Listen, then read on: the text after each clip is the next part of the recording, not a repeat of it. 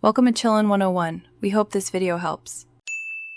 In this video, I will explain how to make Zogale soup. First, let's gather our ingredients. You'll need fresh moringa leaves, a protein such as beef or fish, and a selection of your favorite spices. Make sure to have about 2 cups of moringa and 1 pound of protein ready. Don't forget cooking oil, onions, tomatoes, and a flavorful stock or water to create a delicious base for your soup. Now, let's get our ingredients prepped. Start by washing your 2 cups of fresh moringa leaves very well under running water, then set them aside to drain. Next, cut your 1 pound of chosen protein, whether it's beef or fish, into manageable, bite-sized pieces. Season these pieces with a pinch of salt and a dash of pepper.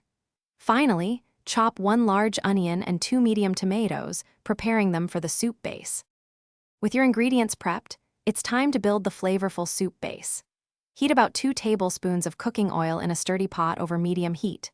Once the oil is shimmering, add your chopped onions and sauté them gently until they become translucent, which usually takes about 3 to 5 minutes.